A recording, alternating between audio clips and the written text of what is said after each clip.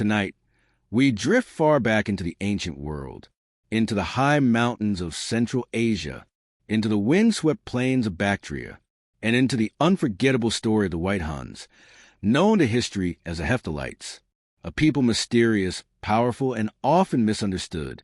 They shaped the destinies of empires from Persia to India, yet their own story is wrapped in silence.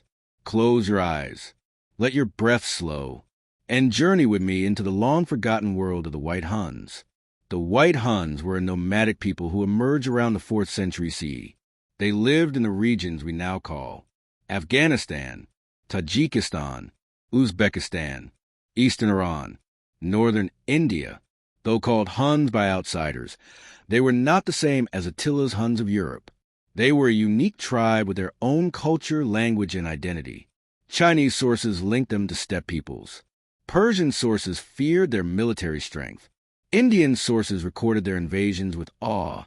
They were horse masters, archers, empire builders, a people shaped by the mountains and deserts of Central Asia.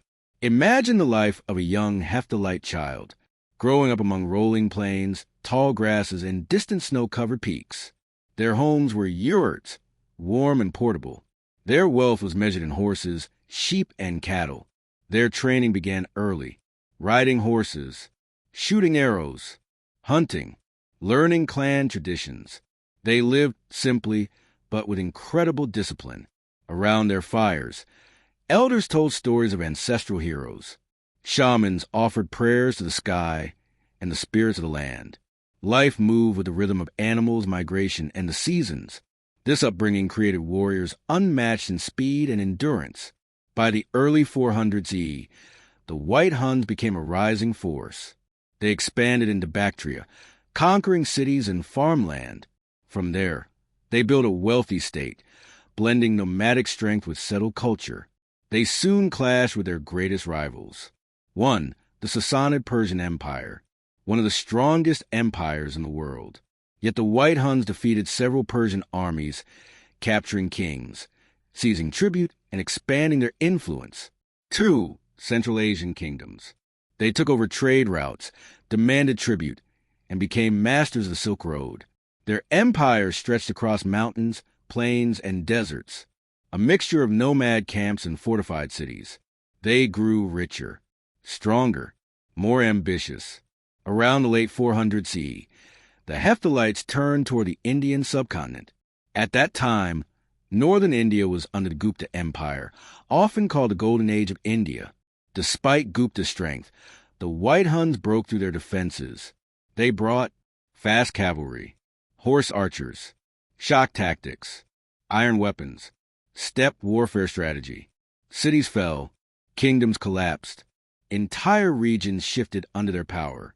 By the 500s CE, they controlled large parts of Punjab, Rajasthan, Gandhara, Kashmir, Kabul Valley. They established courts, collected taxes, and shaped local politics. Some Indian kingdoms allied with them. Others resisted fiercely. The White Huns left a mark on Indian culture, art, and warfare that still echoes today. The Hephthalites blended influences from many worlds.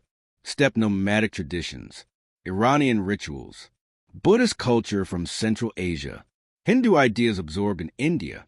Some worship the sky and ancestral spirits. Some follow Buddhism or Zoroastrian customs. Their coins showed symbols combining cultures, sun symbols, fire altars, royal crowns, and steppe motifs. Their rulers used titles like Khan, Yabgu, and Shah. They dressed in long coats, tall boots, fur-lined garments, decorated belts, conical steppe helmets. Their jewelry was richly engraved with Central Asian patterns. They were feared warriors, but also traders, patrons, and rulers. White Huns controlled a vast territory that connected Persia, Central Asia, India, parts of China. They dominated important Silk Road routes, collecting wealth through taxes and trade. Their cavalry was unmatched, lightning fast, precise archers, unbreakable discipline. Empires bent before them.